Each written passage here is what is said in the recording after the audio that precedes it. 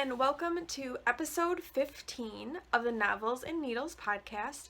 I'm your host, Heather, and this is a podcast where I talk about books that I've been reading and all of the things that I have been knitting. And I just want to say welcome to all of my returning viewers for coming back and spending some time with me this week. And I want to say welcome as well to any new viewers. I hope that you like what you see. If you do, please hit subscribe, hit like. That kind of puts the podcast out there so other people can experience it who wouldn't run across it otherwise. So go ahead and do that.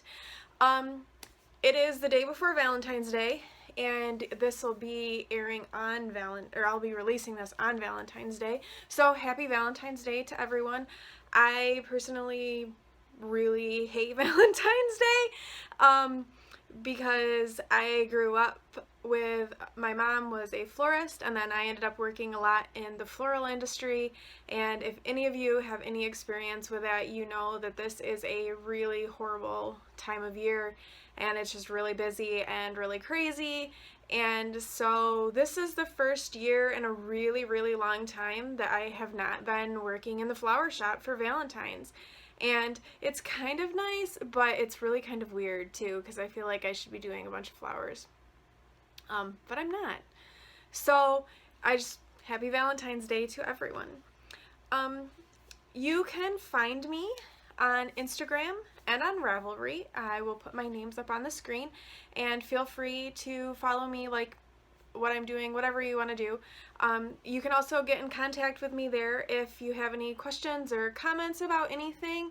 By all means, don't hesitate to send me a message and I will get back to you. I'm pretty active on both, and I'm on them usually every day, so I can get back to messages quickly if there's anything that you want to know or say or what have you. There is also a Ravelry group for the podcast, and that is the Novels and Needles Ravelry group. If you search, you should be able to find it.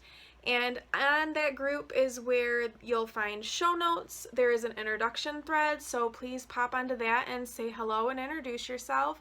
That's also where threads will be for knit-alongs and any giveaways that might happen, or anything else that the group is pertinent to the group. So go over there and check that out. So, what else do I have? Oh, next week, don't expect a podcast. The kids do not have school on Monday, and things that week just look like they're going to be a little bit hectic. Often if the kids don't have school on Monday, I will podcast on Tuesday, but I don't know that that's going to happen.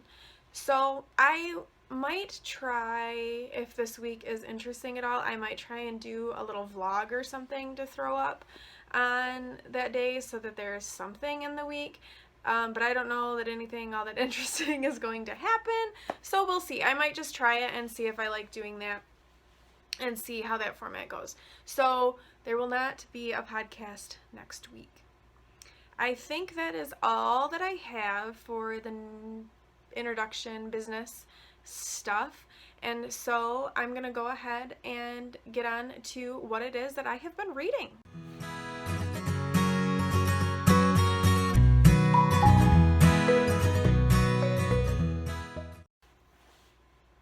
So what I have been reading. As usual, this section will be broken up into the different books that I have finished and that I'm currently reading, and I will post timestamps down below so that you can skip ahead if you don't want spoilers, because I do oftentimes give spoilers of books that I have finished just so that I can talk about them in a little more depth and detail. And as always, I encourage any comments, discussion about any of the books that I have talked about. If you've read them or if you are reading them or anything like that, I am more than happy to get involved in a discussion with you on what you think about them. I love that sort of thing, so please don't be afraid. I would really love that, so don't hesitate there at all. So like I said, definitely a potential for spoilers, and down below, if you want to skip ahead to other books, please by all means do so, because I don't want to ruin anything for anybody. So The first book this week, I did finish one book, and that was the audiobook that I was listening to, and I know I talked about that last week, and that was The Luckiest Girl Alive by Jessica Knoll. And this book was really difficult to listen to in many ways. Not because it was bad or anything like that, but because the subject matter was very, very, very difficult to kind of deal with.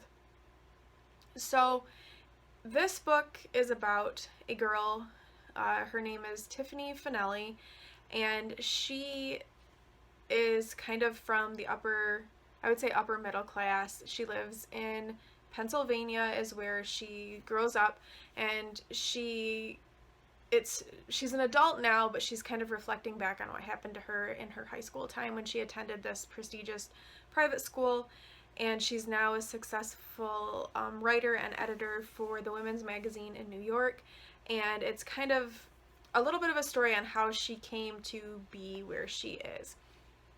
And I will say that the book begins off kind of annoying and irritating because you just feel like, why should I feel sorry for you? You're this stuck-up rich white girl who is living in New York with like this prestigious boyfriend, and you're obsessed with how much you eat and how much you weigh and having the perfect, six-figure wedding.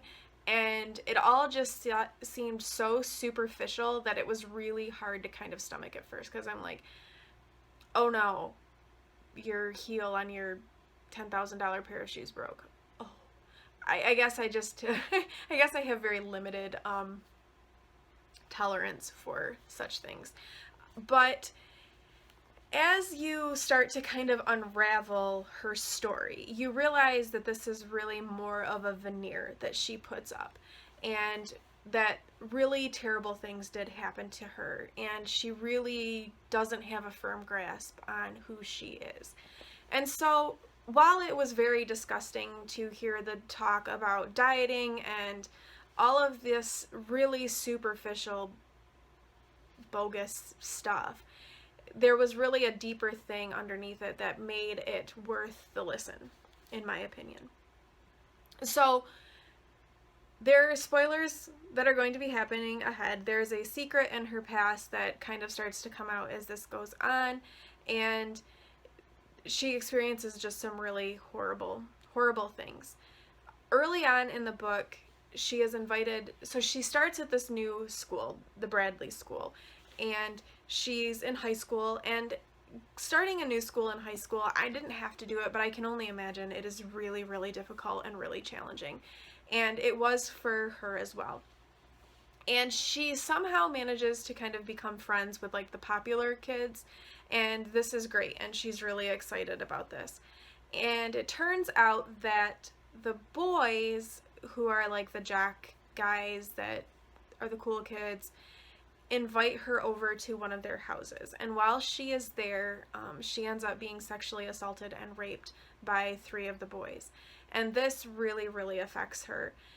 She doesn't really remember what happened because she was drunk and she was blacked out, but she does know that it happened, but she doesn't remember a lot of it, and she just really becomes scarred by this in many ways. And as you read or listen to this scene, it's very sad because it's very accurate, I think, into the way this is portrayed, particularly in that society, that she did something wrong. She was asking for it. It was her fault.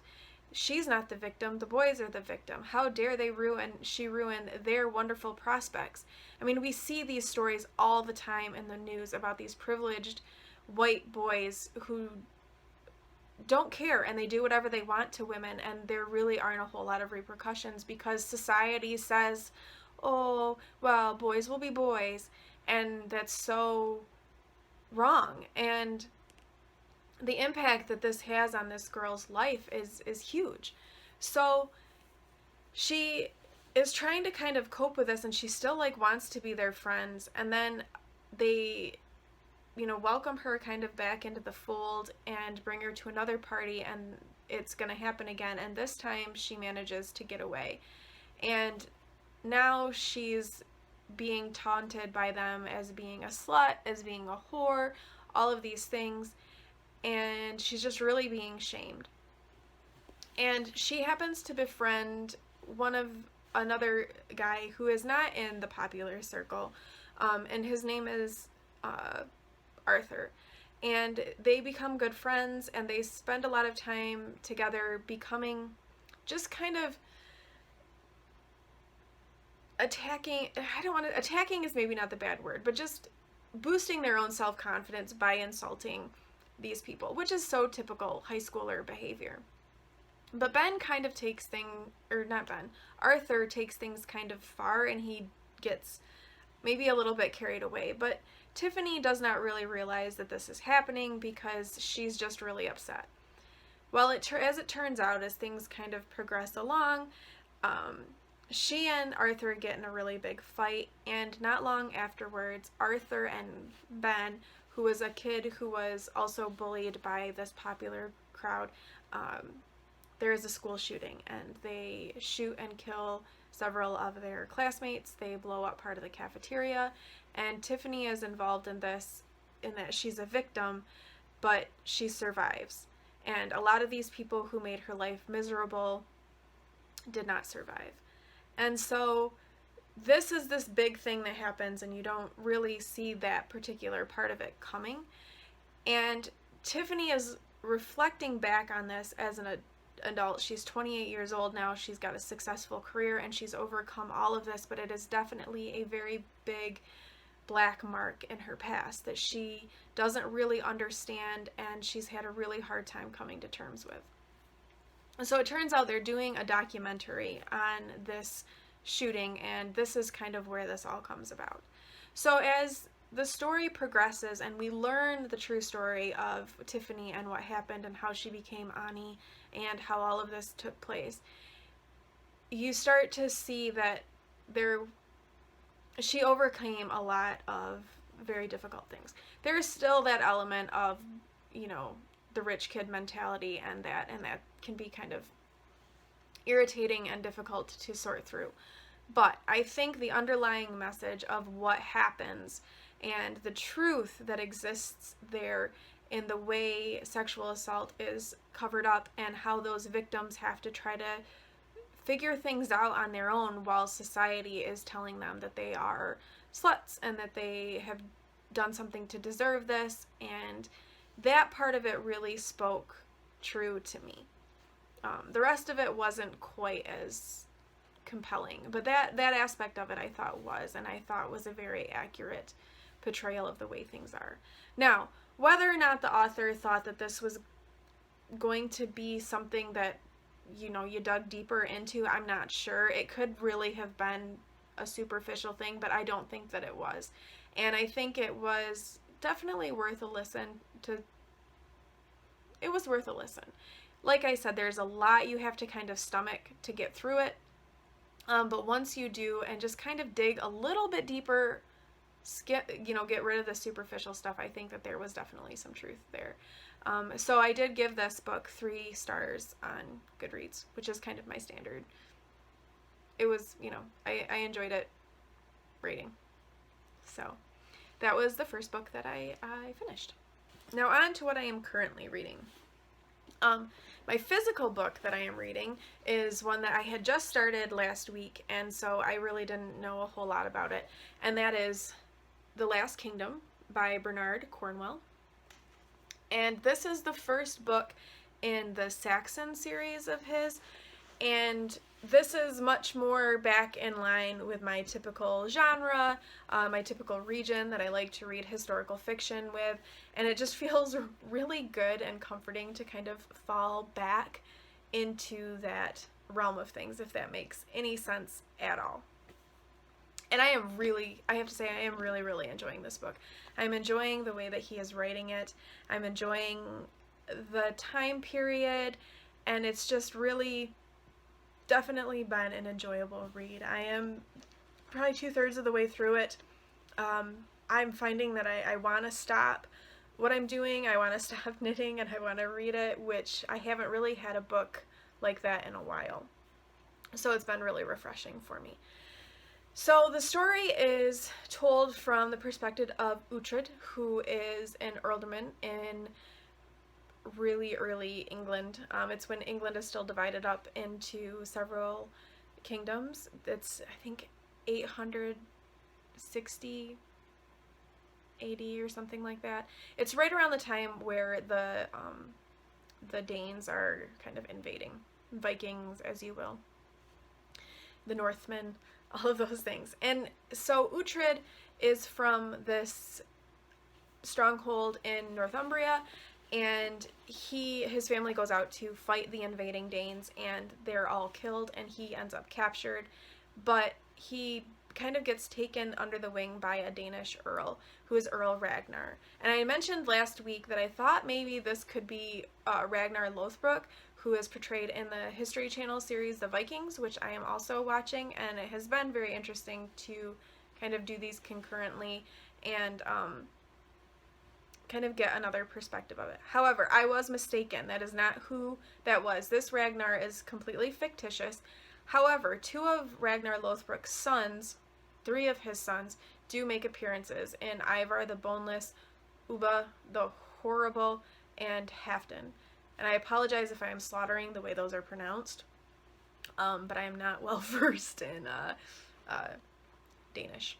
So, but those figures are involved in there, and the kings of like Northumbria and Mercia and Wessex and East Anglia, those are all true, like, historical figures. But Uhtred, and that's his whole story, is fictitious, and so it's a fictitious story set in historical events, which are definitely things that I love to read. So he gets captured by Ragnar, and Ragnar takes a strong liking to him and kind of welcomes him into his family.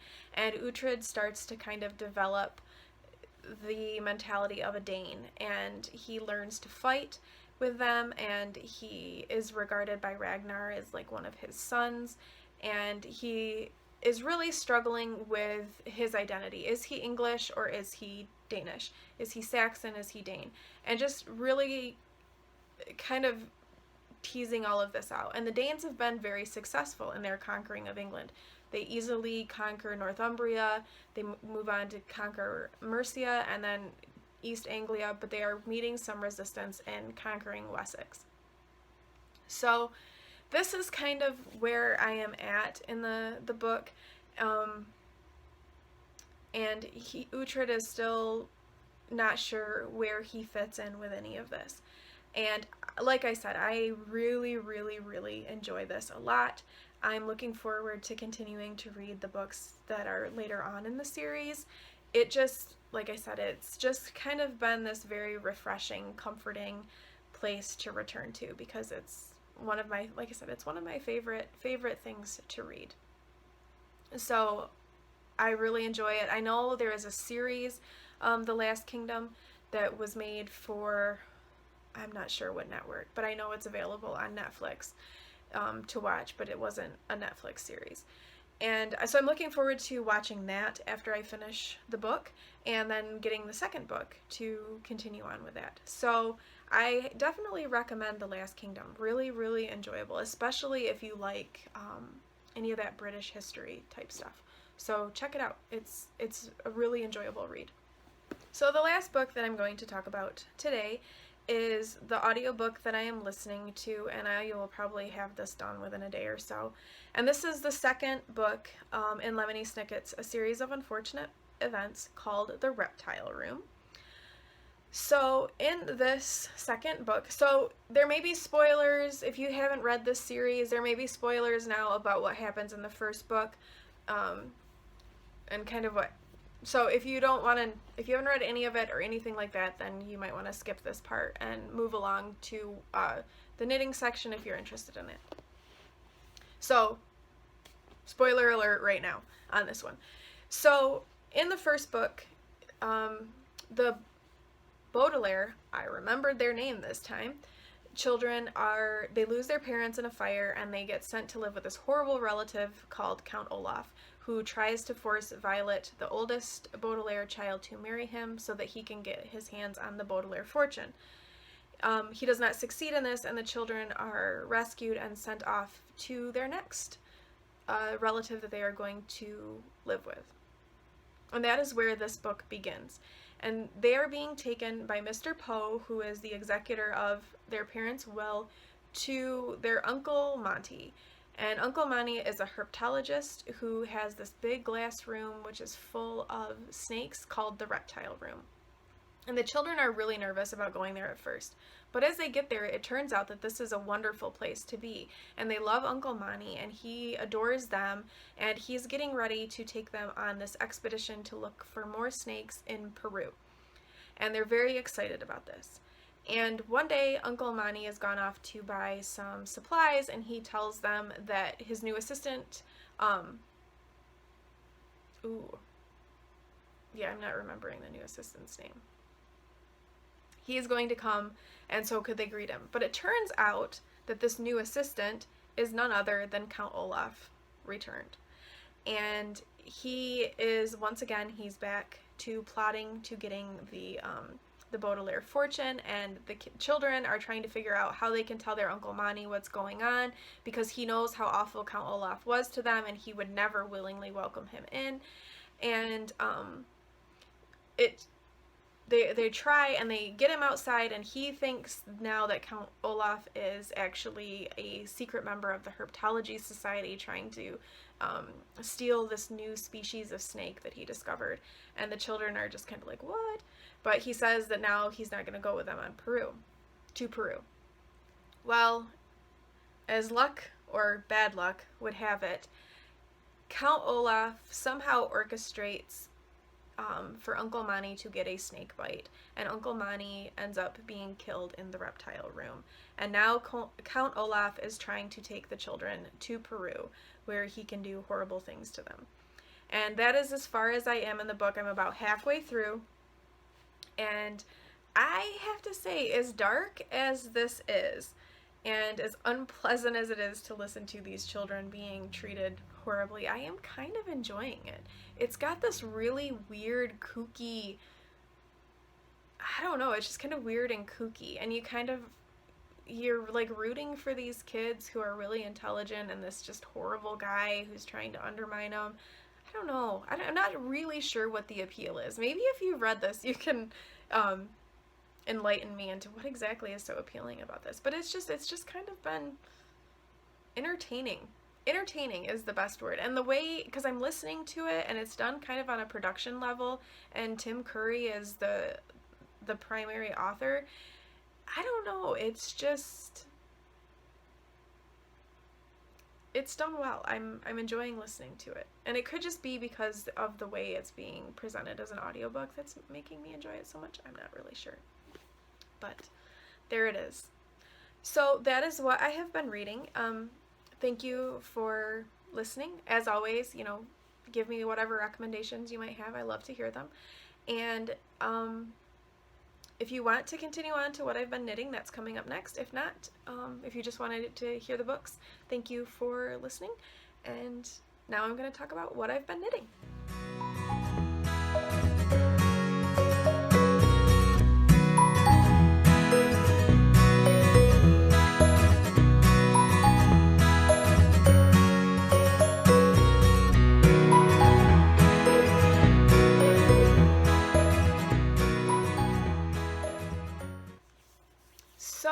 Knitting.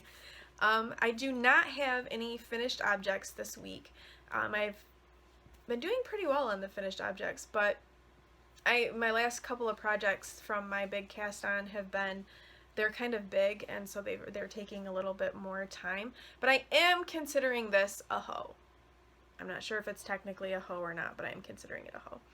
And that is my sweater. So this pattern is called On the Grass, and it's by Joji Locatelli. And I'm calling it a hoe because I have the body done. So I've knit the whole body, and I have picked up the stitches for the sleeve, and I've finished the sleeve cap, and now I'm starting to work out, the sleeve. And this, I'm knitting this on Malabrigo Rios in the Winter Lake colorway. And it's just this really pretty kind of tonal gray with some like purple and green undertones. And I love it. I tried it on. It fits really, really well. And it's just been, it's such an enjoyable knit. It's going to be so warm. And I really do want to kind of crank this up and work on it. And I'm not sure how fast the sleeves are going to go. There are not a lot of stitches around, but you have to do this like turn thing as you go. I will say picking up stitches for the sleeve was interesting because I'm used to picking up stitches and picking up like one stitch per row, and that's not really how that seems to work out. However, I think I got it. I had to rip it out a couple of times. It's not, you know, the most beautiful seamless of things, but I think it's okay. I don't think it's too bad, especially considering it was my first time doing it. And I'm looking forward to getting this done. And it's exciting. I have a sweater going. And I'm trying to think what else I might have to say about that. So yeah, picking up sleeves, knitting sleeves. It's just going to be, like I said, I think the biggest thing is this rotating of the sweater, because you can't just knit around and around or it kind of twists. It doesn't really work that way. But I am still thoroughly enjoying the knit a lot, and I really am looking forward to getting this done and being able to wear it, because I'm really excited to have a hand knitted sweater. So very, very excited about that. So that is, we're gonna call this my hoe. That's my hoe, is my sweater. So definitely a fun pattern. So it's much more interesting than doing just like a straight stockinette sort of a thing, and I really do like the texture of the body of it, and I think it makes for an interesting look as well as an interesting knit. So yeah, that's my hoe, sort of, kind of, maybe. So my next work in progress is one that you have definitely seen before, and I really think that I'll be able to finish this off this week, or I'm really hoping that I can. And that would be my Exploration Station by Stephen West. I have finished the 4th section, which is this part right here. And now I'm on to just adding the last color and doing the final section, which is kind of like the border. So this has definitely been a very fun and entertaining knit. I really like using all the different techniques. It has definitely kept it very interesting. It is really big. So in blocking this, I can't even imagine how much this is going to grow once I block this out, because it's huge right now, and I still have, you know, another section to add on to this.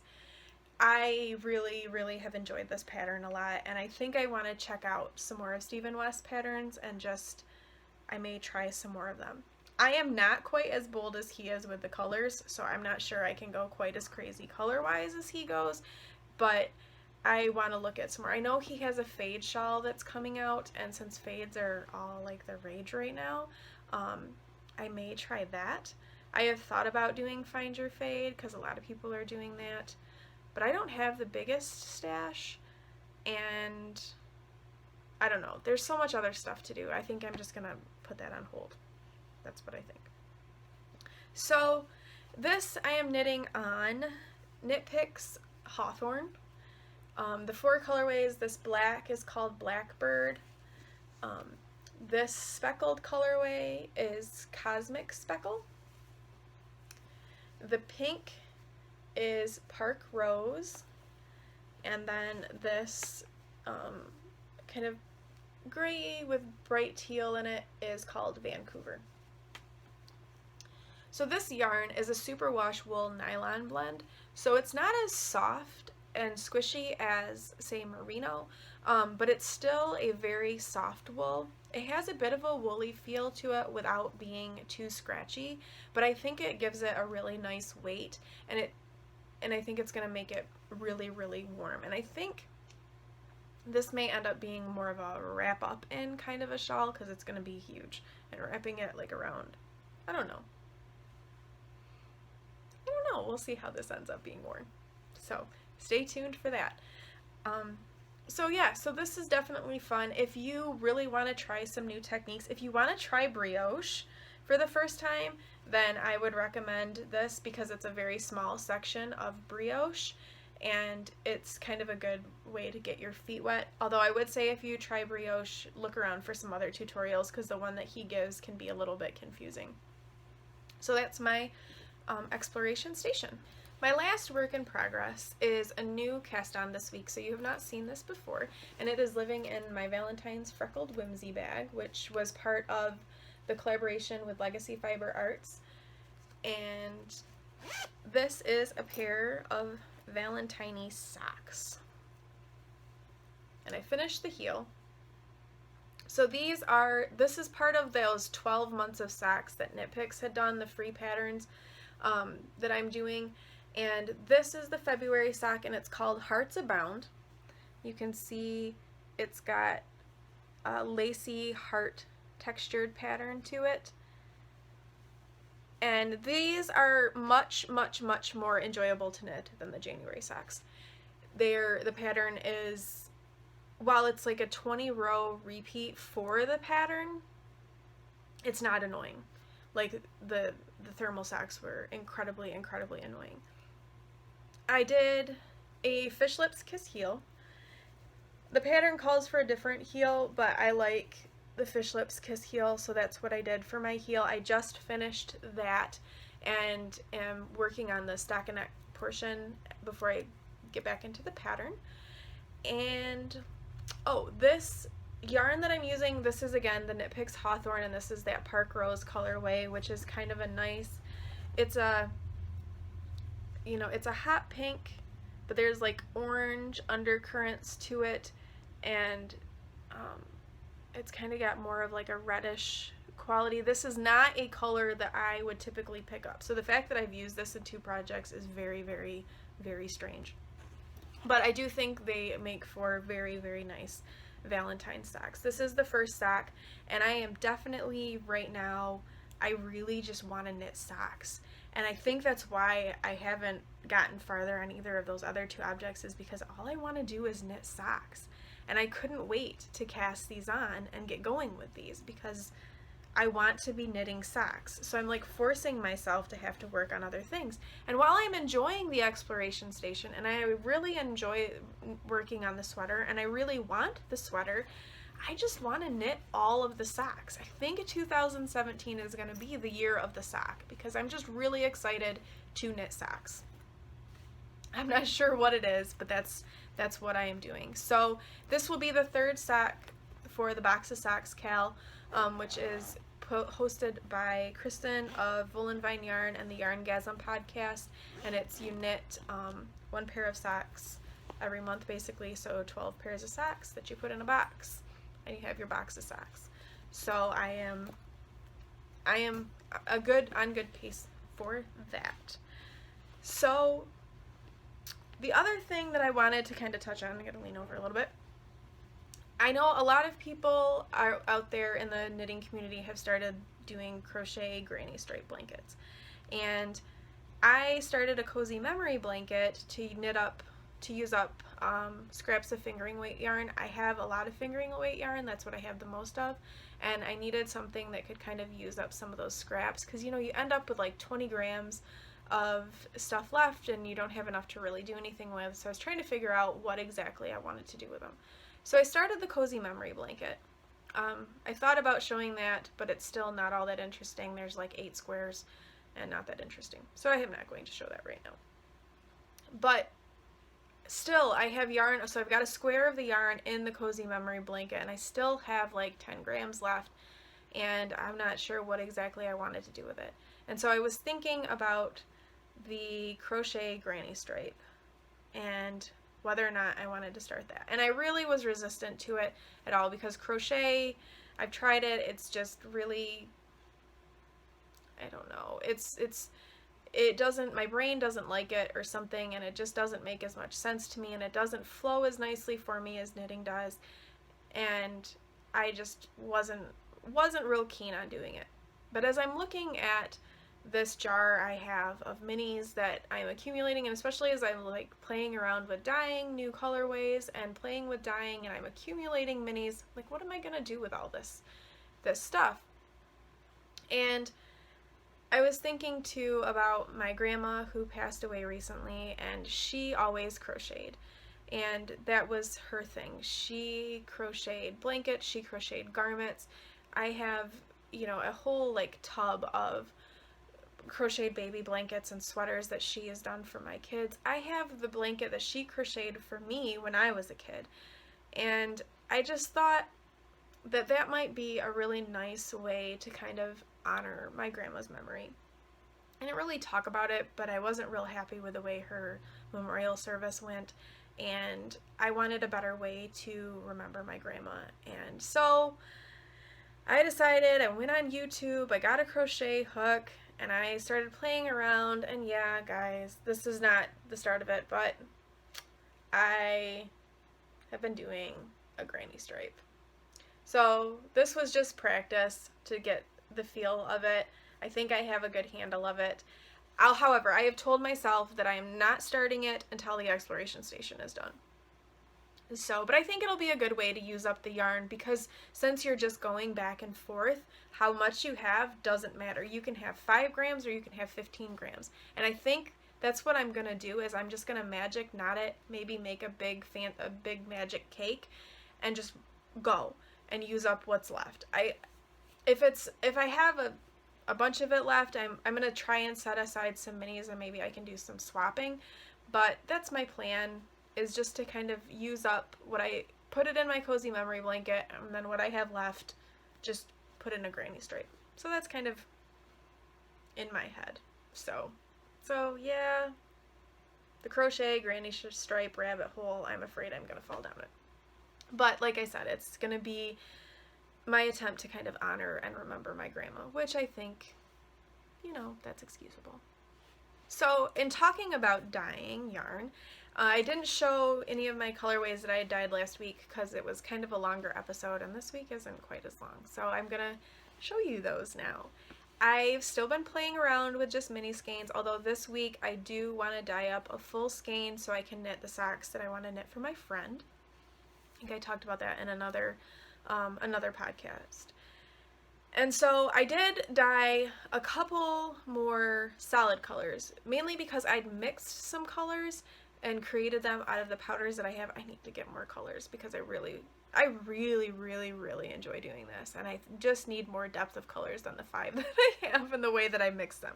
So I wanted to see how those ones that I mixed turned out, and I also wanted to see if I could lighten up one of the colors, because I had dyed some yellow, but then I dyed over it, and then I wanted more yellow back. If that makes sense. So the first one that I'm going to show you is just yellow. The sun's kind of hitting it in a funny, or the light is hitting it kind of in a funny way and washing it out. And this is just kind of, it's showing up on the screen a little bit more bright than it is, but it's just kind of a nice golden yellow that I dyed. And I thought that, yeah, I kind of liked that and the way that that turned out. So I have a better feel now for proportions and how all of that comes together. So that's my yellow. Let's go up there. And then I had made green. I think I had told you before about my attempt to make purple and how it turned out dark blue. Not sure how that happened, but it did. So I attempted to make green, and I was successful, and this is my green. It's kind of like a piney green. It's not like a really like vibrant emerald green. I don't know how true to color this is showing up on the camera. It's not too bad, but it's kind of like a piney green. And I do love how when you hand dye, you just kind of naturally, ooh, what is it doing?